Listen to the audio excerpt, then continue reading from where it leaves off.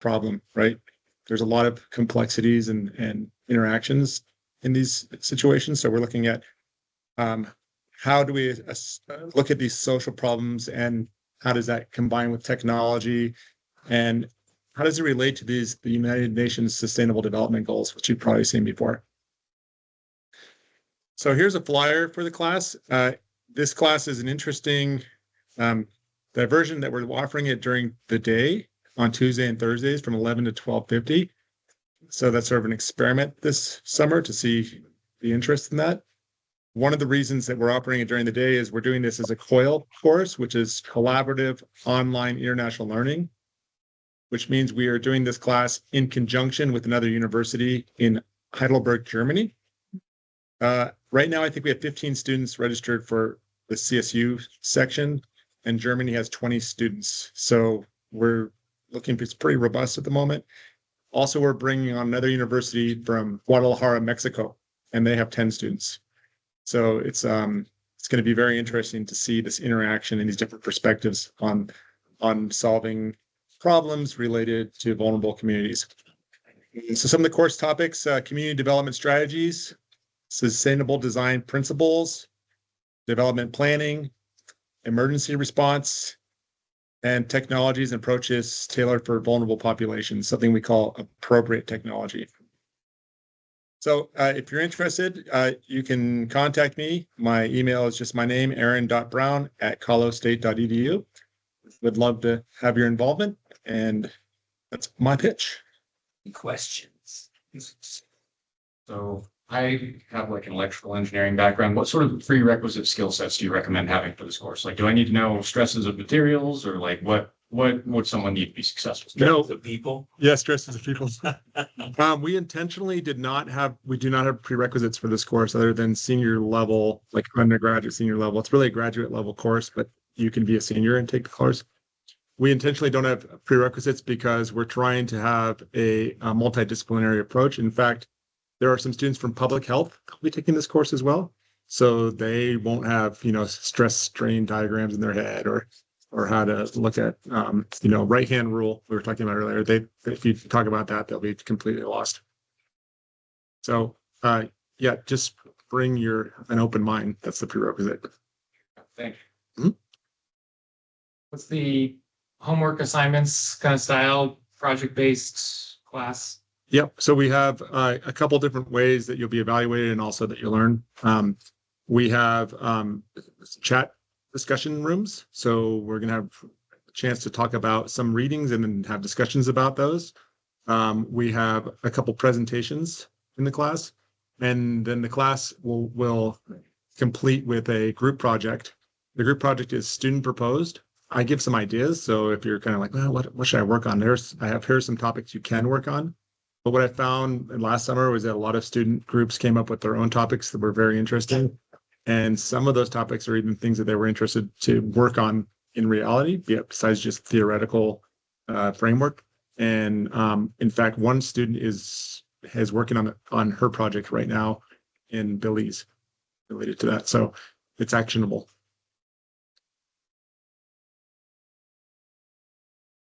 Other questions? Any questions online? We've got a few people online too. So. Can we see that? I think you have to unmute, but otherwise, or send a chat. I can see the chat. You can see the chat? Yeah, okay, I don't see that on here. Yeah, no. There we go. There we go, chat. Yeah, it's okay. I mean, there was a small conversation about the screen, but we got that. Oh, it's the presenter screen. Yeah, so we'll fix it for the next. We'll fix it for the next one. Sorry. All right. Well, thank you. Yeah. Yeah. Thanks. And then I had it mixed up. It's Dr. Simske. You're online. Yeah, it's not that. I am online. Yeah. Am I next, or is that what you're saying? You are next. Yes. So if you'd like to present, you can, or I can present. And I can share my screen. That'll be good.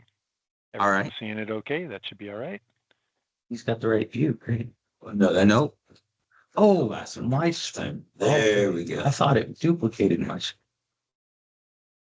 All right, should I go ahead and get started? I got 5 classes here. I'm going to only spend about 2 minutes on each of them, obviously, to get through pretty quickly. But again, these slides will be available, so I put a little more content on these for each of those so you could go through it. I'm going to start off in order of the ones that are coming up soonest. I'm not teaching a summer class this summer, but I'll be teaching one next summer again. But in the fall, I'm going to be teaching analytics and spaceflight biology. The first one is analytics, which is largely based on a lot of work that I've done in the past in hybrid systems, composite systems, being able to use analytics and multiple streams of analytics for what you're processing. The course allows you to compare and contrast all the processes and algorithms that you use for intelligent systems. You systematically apply intelligent learning to real data. It looks at the advantages of those to machine learning and AI, and then applies tools of data analysis, including statistics and software. Kind of fits all that together into the class, a very practical way. There's a relatively straightforward, usually a 1 to 2 hour homework each week to make sure that you're exercising that with real data, but it's not entirely stressful, at least I hope not. And of course, 50% of all the data in the history of civilization has been created in the past 2 years. We've been able to say that for a decade now. And people are definitely misapplying deep learning and AI. They're using AI without being able to explain what it's doing. We'll talk about the poor coupling between training, validation, and testing, and then really, not just standing on the shoulders of giants like the Newton statue or monument down here at CSU, but understanding on the shoulders of giants how to build on other people who are building AI, machine learning as a systems engineer. And actually as an engineer anymore, I've been in AI for 30 years plus. I used to have to write all of my own AI from the ground up. That is just not reasonable anymore, so you won't have to do that. We talk about how to use that as a component in modern data systems, not in the systems itself. And so this is your quick view of what you've got for the lecture content. Obviously, we start off with statistics, machine learning, and AI, and then move all the way into advanced systems where it comes into play. Right? Hearing some noise in the background. I hope you guys can all hear me okay. Right? All good? Yep. All right, thanks.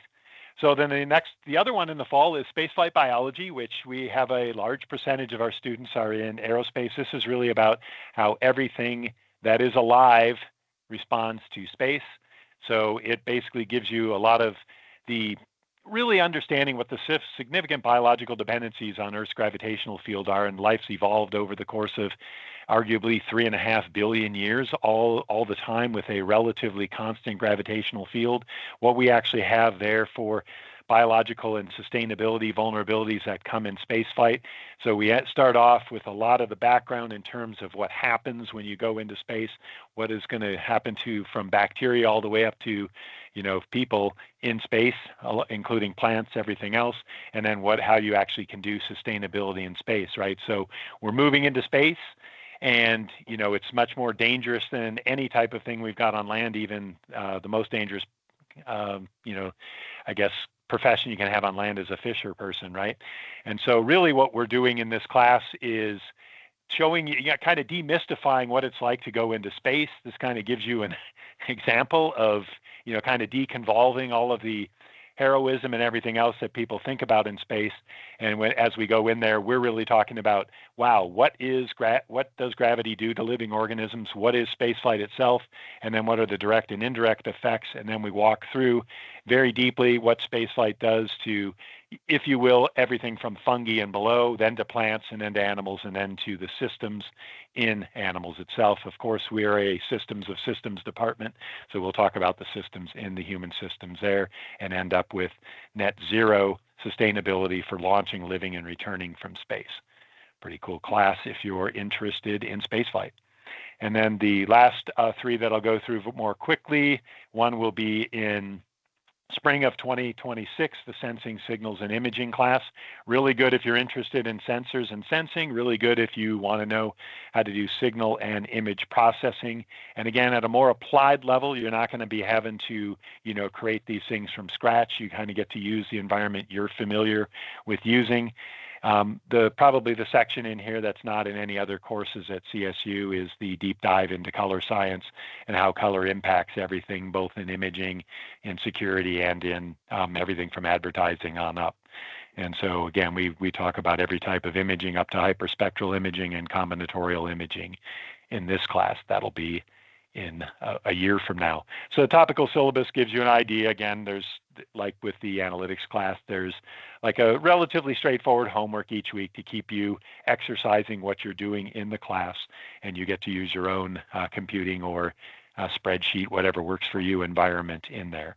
That's that class. The other one in the spring next year will be the one that I teach every spring, which is intellectual property and invention systems. One or two of you who are in this may have already taken this class or be in this spring, which is fine. As you know, this class is showing you how to piece together inventions, how to use intellectual property, be able to work and write with a patent lawyer to file a patent, to understand what and what is not patentable in everything from software, which includes AI. That's the Alice Law from 2014, and then have science and engineering. I do have 3 guest lectures in here who talk about different aspects of intellectual property, and then you understand the patterns for patenting and how to use them to enhance creativity. We walk through how to invent with a biologist, a chemist, a physicist, and various forms of engineering, and you get familiar with the links between different sciences and engineering. And remember, those sciences and engineering are the disciplines they are now because they were invented from something else before. Systems engineering is a clear example of how we morph engineering and science into new disciplines over time.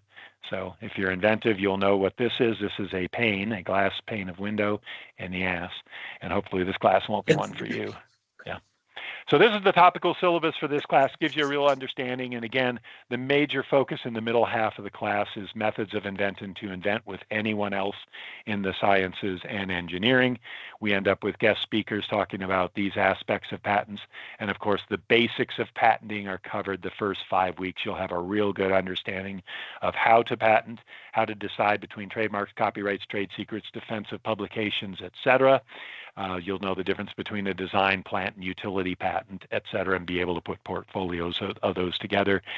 Students who've taken this class, I can mention the name Ben Manavi, for example, has gone on to have 5 patents filed already with IBM after the class. You will be able to go do that. All of you have what it takes to be an inventor.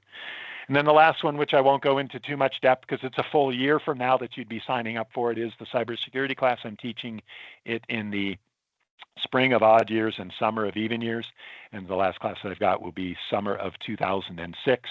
It talks about what is cybersecurity, gives you an overview of what cybersecurity is for you to be able to be the second best, if you will, cybersecurity expert on a team. As you all know, as systems engineers, you're almost always expected to be one of the top 2 people in any of the different types of areas in a project. Nothing wrong with that. This will teach how to do that. Should you want to get certification, this will provide enough for you to really study for the CISPA exam or easier exams than that and be able to get certification in cybersecurity. You will learn about it from the ground up, the basic cybersecurity principles. We will go through enough of the math to make you dangerous. The overall set of modules, as you can see, we cover basics of cryptography and access control, user authentication, a lot of applied cybersecurity. I was the head of cybersecurity architecture for HP Labs for my last about 15 years at HP. And so you'll get a lot of examples there in modules 8 and 15, but we'll cover all the other elements of cybersecurity to enable you to have a real strong understanding, be able to contribute in cybersecurity design, which is called SecOps, which augments ConOps for cybersecurity. This is the overall course overview and how it works. So there is a project, like with all of my classes, there's always a project. All of the homeworks and exams, of course, are at least a week take home. So don't be scared off by that. They're open book, open notes. You're supposed to be exercising what you're doing in the class. All right, that's my instructor information. It'll be in the slides. That is my instructor philosophy. And I think the most important thing is I assume you're taking my classes for a reason. And I never had a closed book project at work. I did have a few really anal retentive managers who might have thought about that, but they never actually imposed it on me. So you will not have a closed book element in the class either. Thanks very much for that. I'll go ahead and unshare to allow somebody else to share. And if you've got questions or comments, please jump in. Thank you. Yeah. Any questions? And we can tell Steve to go all the way back to the first slide if we have to. So anybody, any questions on anything Steve brought up? Would the cybersecurity course be offered as like a ECE course or a computer science course also under the same? It just matters for my enrollment. We did actually originally have it as an ENGR 369. We could, or 569. We could talk to Ingrid about that. I don't know if it's actually allowed to be across those. There are two of my classes, as you saw, the intellectual property and the space life sciences one, the space biology one, are ENGR. So I think at the moment it is a systems engineering class only, SYSE. Thanks. But I mean, if you want to write an exception for that, I've definitely helped students do that before in ECE or other areas. So no problem there.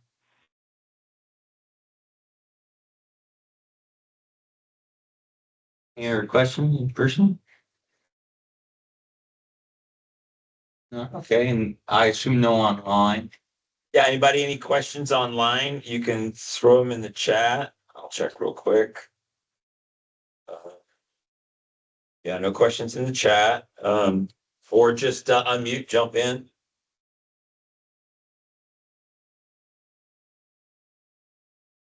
We're plenty ahead of schedule and we've got food. Oh, cool. Yeah. So yeah, why don't we take a few minutes, grab some food? Once you've got your first round, feel free to just up and walk to the back and grab more, and then we'll get the next pitch going here. So take 5. What's that? Who's next? Dr. Bradley. And thanks, Sean. Appreciate it. well, thanks so much, Dr. Thanks, Simske.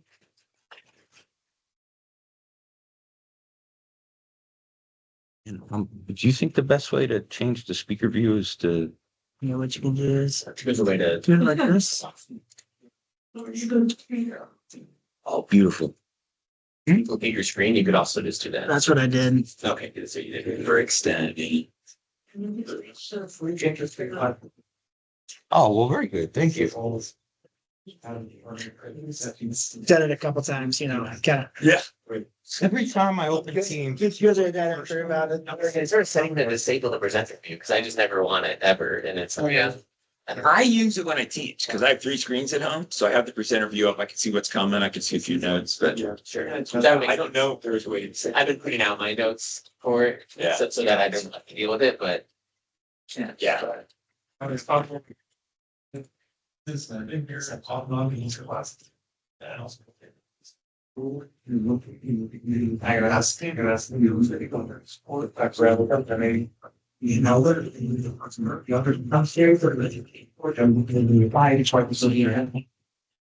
yeah, so did you get a request? You have to sounds like Sean, I think response to slides. I know I can. Yeah, so he was, he's our marketing communications, and he made myself the hall around. So shots, and he wanted to know how pictures works. So that's he mentioned it yesterday when I saw him. So yeah, if you want to just proactive and send it to our that's that's good. And one of the things you're targeting for the other was the record.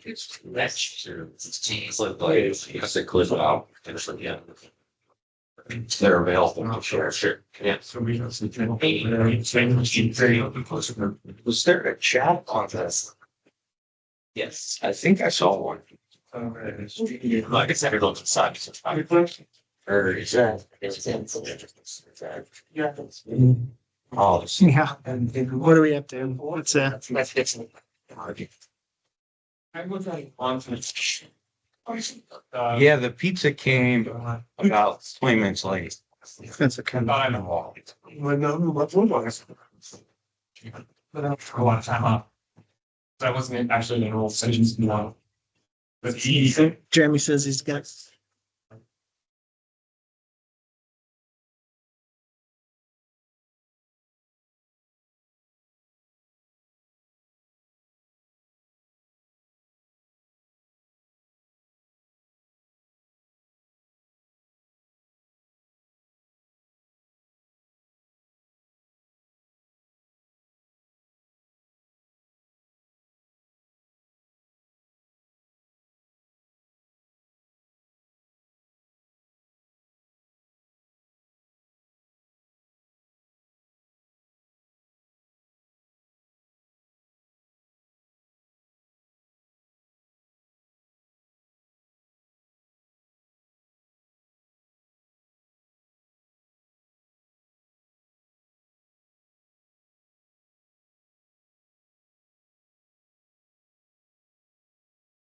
Yeah, everybody, ready to go back in. Sounds good. Okay. All right. Well, hello, everybody. My name is Tom Bradley. I serve as the department head for the Department of Systems Engineering, and I'm here to talk about SISI 701. And SISI 701 is a course that is called Research Methods in Systems Engineering. But the purpose of SISI 701 is to really support PhD students as they go through the degree program and to help folks accelerate their way through the, from the teaching and learning that's in the classroom parts of the PhD program towards the research parts of the PhD program. So I have, made a sort of a silly slideshow that I hope will give you some sense about what SISI 701 is sort of trying to do. Okay, so what happens is, of course, everybody gets to grad school and it's very exciting. Everybody, all fired up about the next steps and everything like that. And what's the next steps is you go, you get on board the grad school train, right? And the students are going, gee whiz, it's so exciting. I can't wait to graduate. She says, I'll keep my head down and work real hard and et cetera, et cetera. Okay, so, you get on the train, you start going to get into grad school. It's working great. Everybody's all excited. The next step is comfortable and happy and everybody's rolling around and rolling down the tracks and making good progress and doing all this kind of stuff. You're taking classes like 501 and 567. These are super exciting, cool classes. Everybody is getting a good feel for what grad school is like, right? This guy says, yeah, I've been a student before. This is working out great. He says, I'm really good at doing homework now. I've been in school a long time. I'm really good at doing homework. I'm learning cool stuff and I'm having fun. That's what everybody feels like, right? Okay. So then when you're taking classes and doing all these things like that, and you start going and there's this looming tunnel, looming darkness that's coming in as you take classes. And you sort of say, oh, what is that thing that's coming up on me? It's research. It's this is going to come through great in Teams, I'm sure, via to the people online with technologies. But what is that thing? Oh no, it's the research and dissertation tasks. What does that even mean? Like those aren't, I'm not trained to do that. I'm really good at taking class. I'm really good at writing, 5-page essays. I'm really good at doing the multiple choices. What does this mean? What are these research and dissertation tasks, right? So you go into and so usually, again, this is kind of scary. You go inside there, and the first step of this is that your advisor says, oh, you did a great job in all those classes. Now go write the research proposal. And you stare at the blank cursor on a blank screen. Here you see the flashing cursor, right? And you go like, oh no, I gotta go write a research proposal. What does that even mean? Like, what's going on? I guess I have to propose research that hasn't been done before. Oh, how do you tell people that something that hasn't been done? What even is a research proposal? Like, what should be in there, right? And then you go and do the prelim exam, and your advisor says, okay, go take the prelim. Oh no, I'm kind of freaking out because I don't even know what a prelim examination. That sounds really scary. And they say, go write journal publications. I don't even really know what those mean. I'm sure my ideas aren't good enough, et cetera, et cetera. And then the darkest of darknesses is coming. The dissertation. You have to go write this dissertation. It's like 300 pages, right? Oh, I'm completely stuck on page 1. What am I supposed to do, right? Okay. So I don't know, at least this is the way I felt when I was going to PhD school, right? So what can we do about it? What should we do? Well, that's what SISI 701 is about. Is imagine, oh yeah, then the defense. I forgot about the defense. Oh no, it's coming. Okay. You know what I mean? All right. So then what do we do? This is SISI 701. What if there were a course that could help us by demystifying academic ideas like research and scholarship and publications and the examinations and all that kind of stuff like that? What if we could, talk every one of those things out and figure out what we really mean? What is it that people are talking about and thinking about when they say they're going to evaluate your work for scholarship? What about if we presented and talked about like practical and stepwise processes that could help you to plan and execute research activities like what we're talking about? What if we could work with your advisor and the instructor with like lots of feedback to develop your research ideas into real authentic PhD milestones like the prelim exam and like the proposal document and all that kind of stuff? What if we could develop your competence and community and autonomy and enthusiasm for the next stage of PhD processes? Wouldn't that be exciting? It would be very exciting, right? It would be great. So that's what we should do, right? So now, what's the light at the end of the tunnel? I can see it through. Oh, SISI 701 gets us to the prelim exam and proposal document. That the work product that is the outcome of SISI 701 is your proposal document that prepares you to go and do the prelim exam. Okay. And so if we get to the other side, what's on that other side? I mean, maybe it's just a downhill track all the way to the promised land. It's not. It's you still got to, this is the cog railroad that climbs Pike Peak, right? It's like, no, you still got to be on this train that's going to go up to the top of the mountain. There's a lot of hard work on the other side of SISI 701. But at least what we've done in SISI 701 is we've given you the tools and the resources to be able to actually do that hard work, push yourself towards the peak and be able to accelerate yourself towards graduation, right? So what are the ingredients of SISI 701? We talk a bunch about, again, research methods in systems engineering and what, things like what are we trying to aim for and what's the motivation for a PhD and stuff. We talk a lot about how to design research. We talk about the research process and how to write a proposal and how to write publications and things like that. And then we talk about things like, academic leadership and even things like how, what kind of plans we should make during our PhD to be able to accomplish our goals once we get to the other side. And SISI 701 is offered every spring semester. And so that's the pitch on SISI 701. So it sounds like fun, right? Yeah. See you there. Okay, thanks. Great. Well, certainly open to questions or comments if folks have any. Yeah. I have one. Yeah, please. For Lee, your PhD, would you recommend class? It can be, it can be any time. I would sort of say oftentimes we sort of talk about it. Maybe it's that as you're approaching those, the end of classes, and it depends on everybody has a little bit of a different schedule for that. So maybe that's sort of like, it might be that that's your second spring in the program or something like that. It might be that it's your first spring in the program if you're moving fast or doing stuff. So yeah, that's what I would sort of say. You can also say, talk to your advisor. Absolutely true. Yeah. Like, are you ready for it earlier or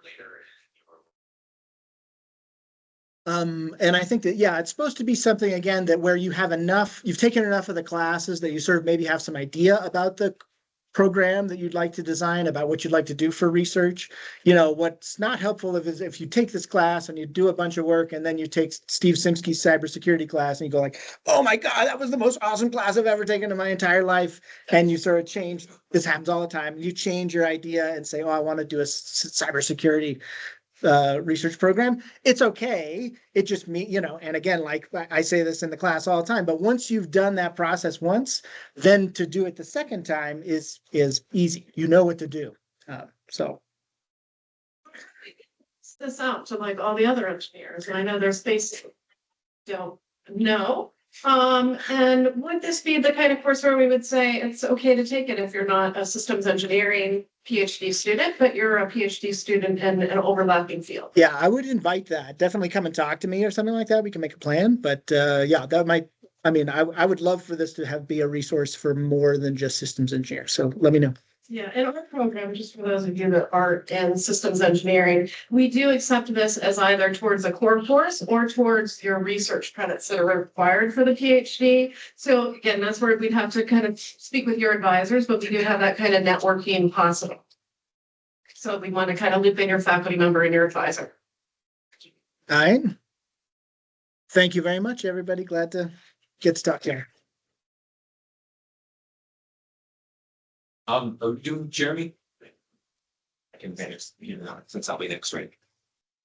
Oh, I think Dr. Daly wanted to. I was saying I will just push my Oh, slides. See you soon. Jeremy. All right, thank you. So my name is Jeremy Daly. I run a research group called Systems Cyber. So I'm going to give you a pitch that kind of describes the research output and then describe the classes that we kind of use to build up the foundation for that. So let's cycle through here. I'm going to start off by demonstrating a vehicle cybersecurity vulnerability that we were able to demonstrate here at CSU. So let's click this and it should play. I shared my sound. We attempted and succeeded in, as far as we know, the first ever wireless drive-by attack on the truck. We drove up alongside the truck, we reflashed the electronic device, which is running its stock firmware, with a malicious firmware that will slow down the truck once it starts executing. We were successful in this attack. The car drove up alongside it. About 30 seconds later, the truck begins to slow down and the car pulls out ahead. Since it's a wireless attack, it gives us the freedom to explore creative attack vectors, including flying a drone. Critical infrastructure is becoming more and more connected, including trucks. One of the reasons is due to the ELD mandate. And when the ELD mandate first came out, it did not have much security in it. It could use many security improvements. And so here at Colorado State University, we are exploring the security of heavy vehicles as well as the security of the devices attached to the heavy vehicles, such as electronic logging devices. Right, so that video we put out last year, and it was somewhat exciting. It led to a recall that went national, and hopefully we now have more safety on our highways. So the class that we would learn those techniques in is called CISC 549. I'm actually offering it right now. And it's very much of a detailed focus on embedded systems, in particular the CAN bus, control area network. So a little highlight of a paper that we produced a few years ago that kind of embodies what we're looking for in that class. It's very much project focused, and the goal at the end of the course is that you have acquired enough understanding and skill to then do a small research project and potentially even write a paper with it. Since this is fairly focused on just like embedded systems and vehicle networking, there's a larger class that we offer, which is called CISC 548. What's really important about these classes, though, is they're really inspired by our interaction with industry. And so one of the things that CSU Systems Engineering does is interface and host some of the cyber X challenges. And by X, we mean trucks, tractors, boats, auto, and so forth. And it's a very hands-on, industry-focused activity where for a week in the summer, I'll take a couple students with me and we'll actually go participate in these cyber challenges and get kind of up to speed on the current application of cybersecurity and the concerns that the industry has as they move forward. So we use those interactions and those artifacts in these classes. Think about Dr. Simske's kind of high-level systems approach to cybersecurity, and then the CISC 549, where we're down into the weeds of CAN bus with bits and bytes. In this class, CISC 548 is kind of right in the middle. And what we try to do is tie in a lot of systems engineering concepts like MBSE and highlight the interactions and complexities associated with real deployed systems. So we have a conversation on users and psychology. We'll do some mathematics with cryptography, and then highlight things, like how do you handle nuclear defense with multiple people in charge of those secrets. And then the last class I teach is the SE 530 overview of systems engineering processes. This is a lot about life cycle design. It has an introduction to model-based systems engineering component to this, and would be considered part of our kind of core curriculum offering. So I think with that, I will conclude. So thank you all. I appreciate the opportunity to pitch the ideas. Hey, Jeremy, you got one question in the chat. Can you see it? Yes. Oh, this question says, is vulnerability limited to large commercial vehicles, or are there Wi-Fi enabled passenger vehicles? Yes, it's both. And so the issue is a concept that we as systems engineers call emergent behavior, and that is where you take a previously so let's say air gapped system, and now you connect a new wireless device to it, and either one of those by themselves doesn't really matter, but when the vulnerabilities are able to translate from one media to another, it becomes a challenge. And so, yeah, we highlight the history of some of those things, and then also work on the techniques to assess the security properties of potentially new offerings as they come out. Oh, another question here. If I'm not a system engineer and I want to participating in a CyberX challenge, how is that the process going to be? Yeah, Jeremy, the question is, if somebody's not a systems engineer, can they participate in CyberX? Yes. It's actually a nationwide application process. So we do have to submit your application, and so stay tuned. Reach out to me, and I can point you in those directions. They do all have their own independent websites and application process, but I'd certainly be happy to talk to you on what those look like and what they mean. Any other questions in the room? Then Peter and Brett dropped 2 more notes, but they're not questions. So yeah, no, that's right. The 78 VW microbus. I've got I built an 82 Chevy with a 383 in it and a carburetor, and that one I'm pretty sure is safe also. All right, very good. Thank you all. Yeah, thanks, everybody.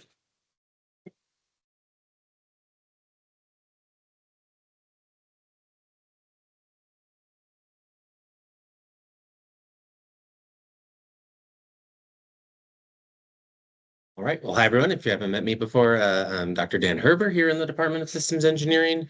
I'm here to talk about the 2 courses I offer this upcoming fall semester. First one I will focus on is one that was mentioned a few times back. It's SE 567, Systems Engineering Architecture in particular. Oh, that's probably correct. Let's do that. Right. Yep. Well, fortunately, I did not advance at all. So all we have is this first starting point. Okay. So, I want to talk a little bit about what the course covers here and show some, quick videos I have of the tools and stuff you would do in the course. So this is a course that focuses on system architecture, of some system. Maybe I'll start off with that system is something that you can pick for your class project. This is a course where class project drives a lot of the activities in terms of demonstrating, understanding of the material. So, what you see here coming up, think about if there's something you want to model in this way, and that's something that you would have as an outcome of this course. So we're capturing, what I'll very broadly call the structure, behavior, and rules of a system. It's a pretty kind of comprehensive kind of model. And in particular, there's lots of different ways you might approach this challenge. The one language that we use in this course is called the systems modeling language. So we teach this language. It's a essential skill in this course. And that language in and of itself is not enough. We also seek to do things like visualize these models, handle the complexity, those type of things with the digital modeling tool that supports this. So we have a supported tool that is, used in the course for your class projects, used as a part of different demos called Magic System to System Architect. If you're familiar with something like Cameo Systems Modeler, this is, a modern version of that tool. So this is a core part, of the class in terms of your ability to access a tool and use it as a part of building your projects and completing exams, etc. So, here's just an example of what it looks like. There's a lot of different things that go on this tool. Again, we're representing a lot of different things that could be a part of what we're calling our system of interest. Here's an example of kind of an automobile domain, contains an automobile, people that interact with it. We can do things like structural decomposition with the tool, functional decomposition with the tool, stateful behavior, event-driven behavior, flow-based behavior, requirements, right? All these different kinds of things are what we can capture in these models and with these languages, and that's what we do in the course, essentially. So, this is a core one for the model-based systems engineering concept. Other courses in the department touch on it, but, capturing system architecture specifically through models is, a very common use case, if not the most common use case of MBSE. So that's what we're doing as a part of this course in particular. So, and this is also emphasizing, the idea of better centralization of knowledge and, less of this document-centric, more siloed and more informal and implicit interactions between the different disciplines that are in the purview of kind of systems engineering to more of a centralized system model. So, that's our goal, where we're capturing a lot of these different aspects in the kind of with the language in a rigorous way and with a model that adheres to that language. So I have a quick overview of the, course outline here. Again, there's probably more details here that you can look at after the fact when these slides are out. But we talk a little bit more philosophically at the beginning, like what is system architecture, the principles behind it to get you in the right headspace. And then we go through the systems modeling language and tool demos, demonstrating how to capture structure, requirements, use cases, state machines, the different things that go into building a model of a system with these tools. And then, a language is not enough. How do you do SC with SysML and with the models is what we cover, next, and, based on a methodology developed here at CSU.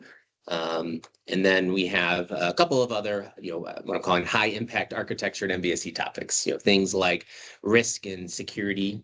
We have other courses that were just discussed on that, but this kind of tries to connect it into what you're doing at a higher level. But also more advanced topics like service-oriented architecture, reference architectures, customizing the language to meet your needs. Those type of things are covered towards the end of the course. So hopefully this will play reasonably well online. But, I have these, videos I created just to show, these are, models of the tool. They're very dynamic. They're not just a PowerPoint or a Visio diagram of the system. So, I'm showing on the right or on the left there a breakdown of this vehicle power subsystem into all the different parts. On the right is a different diagram, but what I'll show here is that these are interconnected things. Again, emphasizing the model-based nature of things. That this power control unit is shown in multiple places. That we have this unified description of the system and a unified, consistent way to describe it. So, in the interest of time, I will. Okay, I have one too, that's why. But, in the end, you get things, a very in-depth model that has, all this information. So I'm kind of doing a reverse engineer here. I have a requirement and I'm going backwards. Like, what is that requirement related to? And, it's related to use cases, other requirements. I will let it play a little bit more for something else that will show up in a second. It eventually gets related to, structural pieces of my system. So we see that power subsystem from the previous example with all the different parts. Now I dragged one of those out to say, well, that's actually a part of it. That also has its own parts. Again, you can reflect the complexity of the real system with these tools, with the language. So, this is a pretty foundational and gives you the core parts of the language. Maybe hopefully there's another pitch in the fall, but I have a spring course on the advanced version of these ideas as well. So this is a part one of a course sequence that we have on kind of system architecture centric MBSE. So I will continue on. So I actually have a lot of next steps. Also treating this as an advertisement that we do have access to this tool. So if you want to see the tool for appropriate academic usage, feel free to reach out to me. My email's there. Textbooks are also available if you want to see what the books look like. So take a look at those links if you want to get a PDF version of the textbooks. I'm happy to send a couple of the slides if you want to see what this is more about. So again, a bunch of stuff there. Take a look. Feel free to reach out to me. Very happy to talk about the course, because I know some of you may have already seen these things before. So maybe more the advanced course is the right thing. But I can kind of give you an overview of what we'll cover and help you make that right decision on, is this the right one? All right, and there's the book. Okay, the other course I teach is an ENGR course, ENGR 510, Engineering Optimization. Again, I'll give another quick overview of kind of the main ideas. I like this high-level description of what we're doing. We're seeking to answer a question with optimization. What's best under what is possible, essentially. And my motivating example is, say you're trying to throw a heavy ball or, shot put a ball, and you can release it at different angles, right? And the question is that, what angle should you release it at to make it go as far as possible, with the same amount of effort. You're throwing it as hard as you can all the time. And you can really just change this angle. So, that can be formed as an optimization question. We can be thinking about looking at trying different angles and measuring the output range and trying to get to this, just right point, right? The point where it is, this is the range. So obviously we're maximizing the range. We want to throw as far as possible. How do we find that red point? Obviously I could do what I did here and just show a bunch of angles. But that's not very efficient. That doesn't really scale to, the big kind of problems that we might want to have, maybe thousands of decisions and thousands of constraints, for example. So the course will go through the techniques and algorithms and things like that to kind of do this in a systematic, rigorous way. So I will say, warning up front, to do this effectively requires math and coding. So, that might be attractive to some of you. This is one of the courses in the department that will get you, very, back into the weeds if it's been some time and some of the math stuff. And I have some comments to that at the end, as well as, will really bolster, especially MATLAB skills. I support both MATLAB Go and Python in this course in terms of meeting the course deliverables, along with lots of examples and things like that to help you through that. But if that's something you have questions on, because there often is questions, please reach out to me and I'm happy to, clarify kind of what's required for this course in particular to be successful. So we go over a lot of things. I'm going to frame it as kind of the different problems you can solve with the different things we're looking at. So we talk about linear optimization, simplex method, things like that for like resource planning and network type of problems. Can get very large scale problems with that type of stuff. We talk about unconstrained optimization with classical regression as well as like machine learning and a little bit of insight and direct example on how those are trained in this course. Constrained optimization, things like numerical optimal control and structural optimization are some of the key examples that I highlight there. We talk about, maybe it's more from the algorithm side, but we get into some more of the, advanced algorithms like genetic algorithms and particle swarm, which I have an animation on in a second. And then in the end, we're talking about things like multi-objective problems when you have different stakeholder needs and you're trying to balance different objectives. And what does it mean to be the best when you have competing trade-offs, essentially? So we cover a lot of different kinds of problems. Of course, full name is method and application. So I try to balance, the algorithm side, the math side with an application of that that is engineering motivated. So, if we think about, that range and flip it upside down, this is showing kind of one of the core algorithms that we'll learn in the course, Newton's method for minimization, where, it doesn't have to try every possible point, but it can systematically go through and eventually get to the minimum here, in this case, down at the bottom. So again, it's a very algorithm focused course, and the math behind that is stuff that will heavily leverage calculus and linear algebra kind of techniques. But you do some more other, heuristic-based algorithms that are pretty popular, and I discussed trade-offs with them. This is a genetic algorithm showing, I want something on the pink line. That's what needs to be true, and I kind of want to be in this region. It's the lowest point of this 2D function, and we can see that over time the population of individuals converge to that point, indicating that we are finding the constrained best point in this case. And then things like a particle swarm as well. Again, these are more animations as well, but this is, hopefully it loads. There we go. You think of these like birds flying around and they're seeking, again, lowest point in this case. That's in that bottom right corner there. And again, it's just a different algorithm, different rationale, motivation, steps to apply to try to find the best point for your objective function. So you can see most of them get there. And I like this example because actually you can kind of see one is fighting between this point, which is pretty good, versus this point, which is better. So again, there's some interesting kind of emergent behavior with some of these things as well. So with that, again, I have another slide of next steps in terms of, feel free to reach out again for more information. I also have a presentation on MATLAB. So if you're like, I want to look at MATLAB now, I give a talk on that. You can download it. You can look at the examples in the course as well. And I do offer a linear algebra and calculus review set of slides. So that's down there at the bottom. That's publicly available. That might help you, feel confident that, that's what you might use as a preamble to the course if you want to be successful. But feel free to reach out if you have additional questions. So yeah, those are my two courses. Happy to take any questions. Much optimization math do we need to be familiar with before taking 510?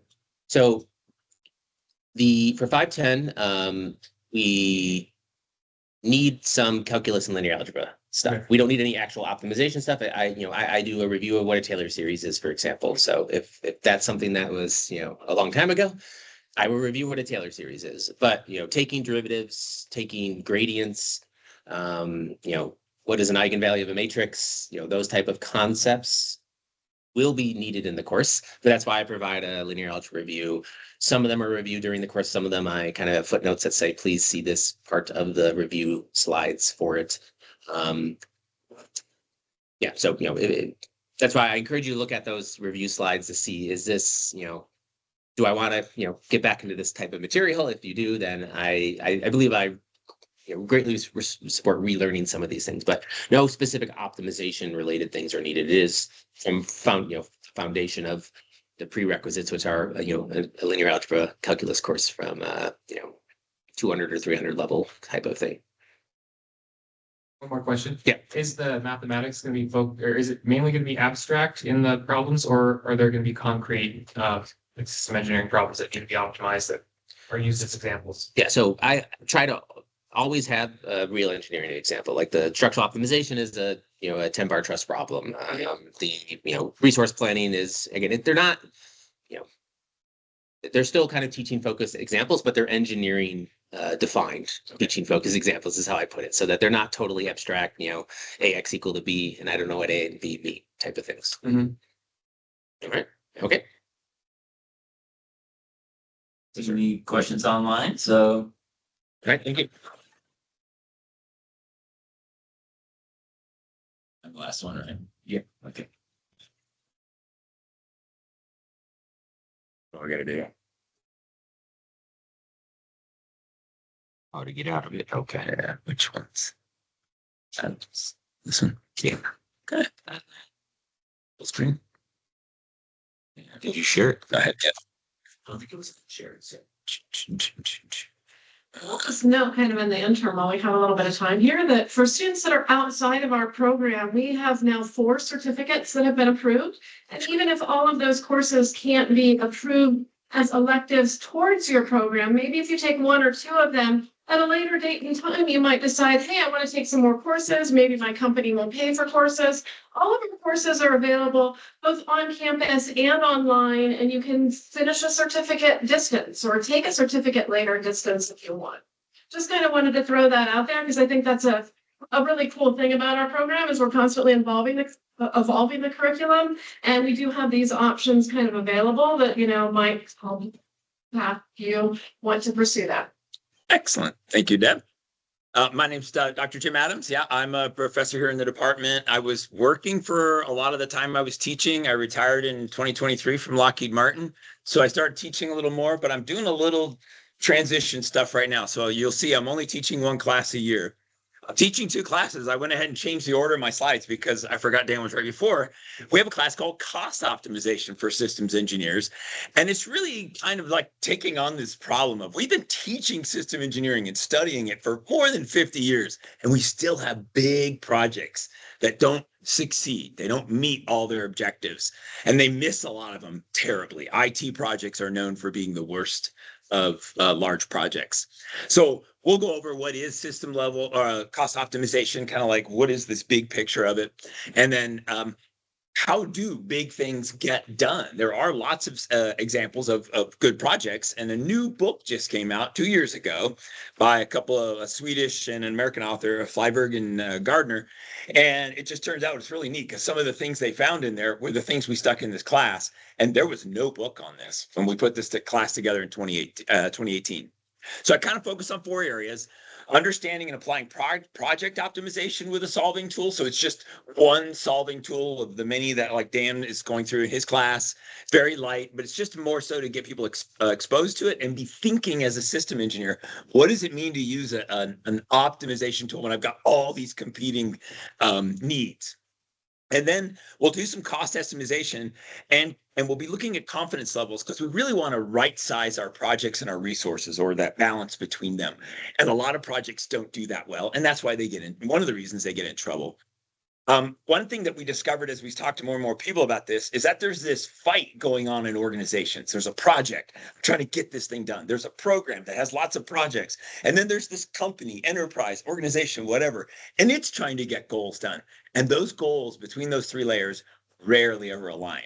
So you've got this another set of stakeholders that are often not understood, and they're fighting each other constantly. I've had conversations in my time at Lockheed. I've had students come back and say, "Oh my gosh, we're doing this at work." And so we spend a couple weeks on this just to help equip our system engineers out of here to help their companies not have this own internal fight. And then we dive into some supply chain issues because we created the class before COVID. Man, did this section get really important when we got into COVID and the supply chains around the world were broken. And we may be into another round of that now. So the students do a semester review of the, I'll call them famous or infamous projects, things that did not go well. The picture of the building in there is in North Korea, and it is the world's tallest unoccupied building. They built it to a set of very poor specs. Nobody was really thinking big picture, and there's nothing on the inside. They didn't equip the inside of the building. And then we are going to start using model-based system engineering, just little bits of it to just kind of help understand the interplay of these focus areas. I'll mention it in the next class, but I use InnoSlate, a different tool which uses a different modeling language. So just different approach. There's plenty of them. Go back up. The other class I teach is space mission analysis and design. It is like I said, I worked at Lockheed Martin. I worked in space systems going on 25 years. So I like to remind people that space is hard. It's far away. You're moving very fast, and it's very unforgiving. But space is also amazing. There's all kinds of things to do, lots of science, lots of service to be provided. Now we're doing satellite to cell phones, lots of resources, right? We're not quite sure how we're going to get them and use them yet, but there's a lot of resources out there, and there is the adventure. So we're going to focus on 4 areas in that class as well. Mission engineering for space systems, which is something I'm realizing we don't do a lot of mission engineering and systems engineering. So we're trying to bring people's focus back to that. If you, the students in this class can take this concept of mission engineering to any system, any area of focus. Space is just one. One of the things we use is the reference space mission architecture. So we'll follow through with that. We talk about the space environment, dynamics, orbits, trajectories, constellations, and operations. What's that mean in space or about space? And then we get into cost estimation for some of the main aspects of it, and then look at some of the main components of space systems, the payload, the bus, the ground elements. Again, we use InnoSlate MBSE software as a way to just kind of capture the pieces and see how they work together. And again, we do a student semester-long student project to help kind of blend those 4 areas. Now, as I said, I'm only teaching 1 class per year, so I'm teaching cost optimization this fall, and then the next time I'm planning to teach SMAD is in fall of 2026. I'm just going to mention INCOSE as well, because Colorado State and the International Council on System Engineering is something I'm very involved in, and the university is involved in it. So Colorado State has been helping INCOSE by being a member of the corporate board, which guides INCOSE. Colorado State enables certification of systems engineers with something that's called academic equivalence. You take one SISI 501 and you get a B+ or better, and all you got to do is apply, and you're certified as an associate systems engineer, and you can work your way up through the 3 stages. And then CSU participates in, leads conferences, working groups, and initiatives. So CSU gives a lot to the International Council of System Engineering, but we also get a lot back. Lots of resources, student access. As any student at Colorado State can get access to these resources. You can get a hold of us. Conferences and publications that come out. There's a local chapter of working professionals and retired folks in system engineering. And so the Colorado Front Range chapter does a lot of activities and does help sponsor students into conferences. The Technical Leadership Institute is run by INCOSE, and it grows engineers, specifically system engineers, into system engineering leaders. And then INCOSE is giving us support to help us with this student division, doing things just like this and helping connect students with and networks with information and people in systems engineering. So I know we're just about at the hour, so I wanted to kind of get that done. So I'll just open up any questions for me, for my classes or INCOSE. I can't see online unless something popped up. And if not, I will say that we are at the end of our time then. So any general questions, any general comments? Anybody have anything else? I have a question. Yeah. Our presenter said that these slides would be uploaded somewhere. Where would that be? Yeah, that's a good. Added to our department website. If you have trouble finding them, feel free to email me. I'm Deborah Danino. I'm the on-campus advisor. Okay, thank you. Somebody else just dropped off. Good question. Yeah, we'll make the slides available through the website. The video and the slides themselves. So when professors have links, you'll be able to click on those links in those slides, but you'll also be able to see this video. If you have friends that missed the event and think something's cool, you can point them to the video. Those usually will be posted by Monday. Thank you. All right, and we're just getting a couple of thank yous online. So if nothing else, let's call it. We still have pizza back here. Please grab some, or if you're online but you're nearby, come on over and grab some pizza. Oh yeah, that was the other thing. Thanks, Chris. Yeah, if anybody's interested in being part of this group, the student division, we call it INCOSE RAMS, right? Please just send us a note. We're looking for folks to help lead, people to help just run events like this. You get connected with more of INCOSE, and we're going to get more exposure to INCOSE leadership from the national level. So yeah.